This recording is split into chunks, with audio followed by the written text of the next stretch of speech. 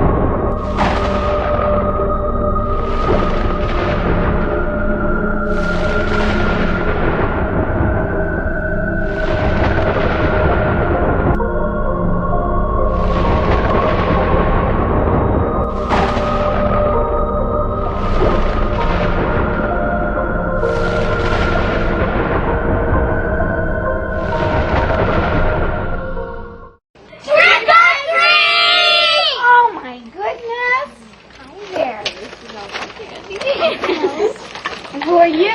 Vampire. Dracula's wife. While there are some people who may be concerned about the origins of Halloween and its focus on blood, death, horror, and the occult, to millions of youngsters across the nation, it has been adopted as a time to pursue scary fun. It is an opportunity to dress up in ghoulish or fanciful costumes, to engage in the fantasy of being a witch or a vampire, ghost or devil. Eager trick-or-treaters solicit candy door to door or bob for apples at Halloween parties. Others brave haunted houses and horror movie marathons, while the more daring visit cemeteries at midnight, play with Ouija boards, and hold seances in an effort to contact spirits of the dead. What you commonly call Halloween, in the occult world they call it Samhain. Now, when you look at the name, it looks as if it's saying Samhain or something like that. No. This is properly pronounced in the ancient Gaelic as Samhain. Samhain, according to occult tradition, was the Lord of the Dead. Now, around 900 BC, a very fierce nomadic people came into the areas of what used to be known as Gaul, Saxony, Brittany. We know it now as the British Isle, and of course it eventually went to Scotland, Ireland, and the rest of the surrounding areas. These people were known as the Celts. Now, the Celtic people, they were so fierce and so barbaric that twice they held off the famous Roman legion and extracted heavy tribute from Rome itself. They literally held all power from 900 BC to approximately 900 AD in that area. The Celtic Lord of the Dead, Samhain, is just another name, Samhain, for Nimrod. You study all the myths, all the occult myths of Samhain. He is also a stag god. Has horns just like the stag god of the occult world that is so constant. But this particular time of the year, October 29th through the 31st, those 3 days constitute what's known as Samhain. Everyone thinks Halloween is just a one-night thing, October 31st, but it is not. See, in the occult world, this is a 3-day fire festival. It lasts from the 29th through the 31st. During the time when the Druid priest held power in Great Britain, now the Druids held all power. You couldn't get married without their permission. You couldn't hold any type of official title in the clan without their permission. You couldn't even attend any of their religious ceremonies without their permission. They literally held power over all life and death, and you're really going to find out how in this example. During the nights of Samhain, the Druids would gather at these giant megalithic stone circles. One of the most common known stone circle is, of course, Stonehenge. Just about everyone has seen Stonehenge at one time or another, be it in picture or if they were actually there. Now Stonehenge, as I said, it's a megalithic crop circle. Megalithic crop circle, that's the UFOs. Wrong subject. But we could always get there. This is a megalithic stone circle. It served three specific functions. First of all, it was a temple complex. Second of all, it served as an astrological observatory. Third, it served as a place of human sacrifice. Archaeologists have already unearthed, underneath Stonehenge, over 4,000 human skeletal remains. And that's just Stonehenge. There are hundreds of these throughout the British Isles. This one, believe it or not, is small compared to some of the others. The one in Avebury is over a mile in circumference. This is just a small one. And there's over 4,000 dead human sacrifices underneath it. You multiply that by X amount of hundreds of these stone circles, and I think you'll understand what the Druids were all about and why they were so greatly feared by the common folk. During the time of Samhain, the Druids, in this example, they would meet at Stonehenge. They had a giant cauldron, a black pot, that they would fill with what you would best understand as an apple cider-like substance. They would light the pot, and then all the Druid priests would go out throughout the countryside. They would go to various mansions, to castles, to people of nobility such as the earls, marquises, dukes, what have you. They would walk up to the front door of these places, and you want to know what they would yell out? Trick or treat, exactly. Now see, trick or treat is a two-part expression that literally sent waves and waves and waves of panic throughout the people who ever heard it. You see, if the Lord of the Manor cooperated with the Druids, he would take one of his own servants or one of his own household members, someone of his own family, and pass them over to the Druids to be used as a human sacrifice offering that night.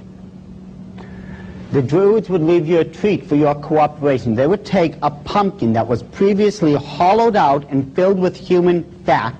They would leave it on the front doorstep and light it.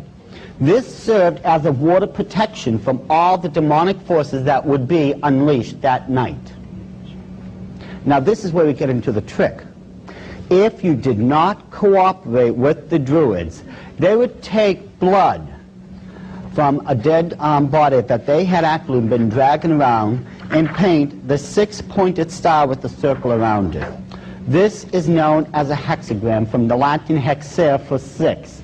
This is the foulest, the most evil of all the symbols in the occult world. I don't care what anyone else tells you. You need that symbol if you're going to summon a demon to this plane of existence. The Druids would paint that in human blood on the people's front door. Someone would die between those nights because of the demonic forces that were summoned. 4 or 5 hours later, the Druids would all return, in this example, as I stated, back to Stonehenge. Once they got back to Stonehenge, they would take these people and put them in these cages. One particular cage is of great interest. They would take those wicker reeds. Remember how we had talked about those before, how the Easter egg landed in wicker? And it's a very, very durable material. What the Druids would do a week before Samhain began, they would send the Celtic warriors out throughout the countryside where they would gather up thousands of these wicker reeds. Once they brought them back, they formed a giant wicker man. The wicker man looked something similar to this. It stood approximately 25 to 30 feet in height and was just intercrossing wicker reed to where it formed the effigy of a human man. This would usually be 2 to 3 levels in height and have cages running throughout it. The Druids, once they brought back all the human sacrifice offerings from trick-or-treating, they would throw them into those cages and tie them.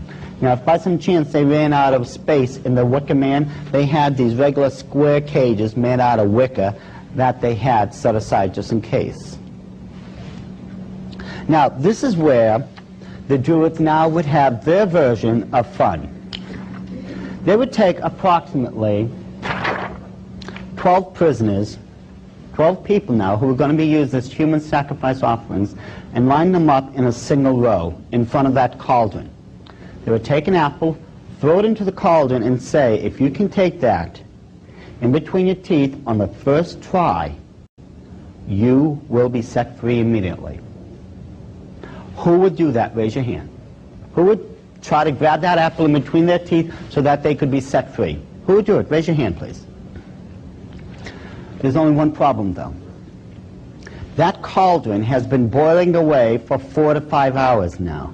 The boiling temperature of liquid is 212 degrees Fahrenheit.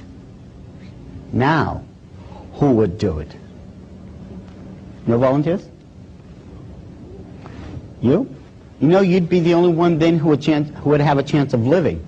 You see, if you didn't try for it, you were going to end up as a human sacrifice offering anyways. This was your only way out.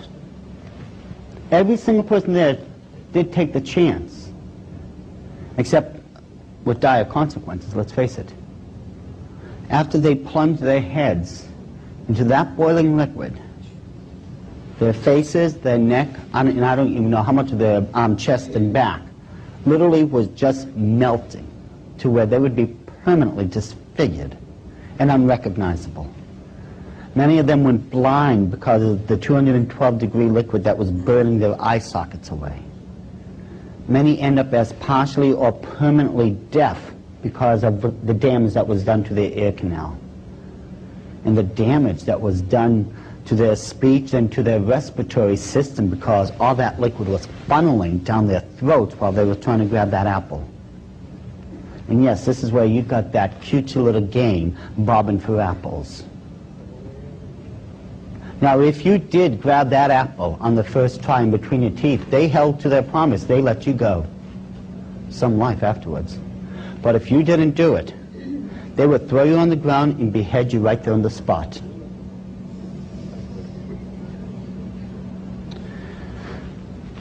Samhain is the highest night of human sacrifice on the Illuminati's calendar. And the reason it is because this is, at this time of the year, what's known as a crossroad. It ends the old year and begins the new one. Now, all crossroads in the occult are sacred. Another example would be where the beach begins and where the beach ends and the ocean begins. That's a crossroad. That's considered a sacred spot.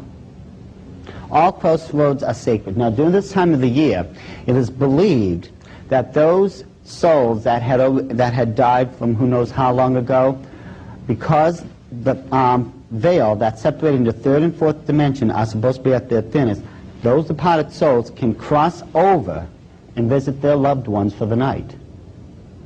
But nothing guaranteed that these spirits would be benevolent. In order to keep these spirits in line, the Druids came up with these hideous masks and decorated their robes with all types of occult symbols to control these demonic spirits, if you would. And you know, this is where you get your costumes for trick-or-treating from. Let's face it, it comes straight with the mask and the outfit to this very day.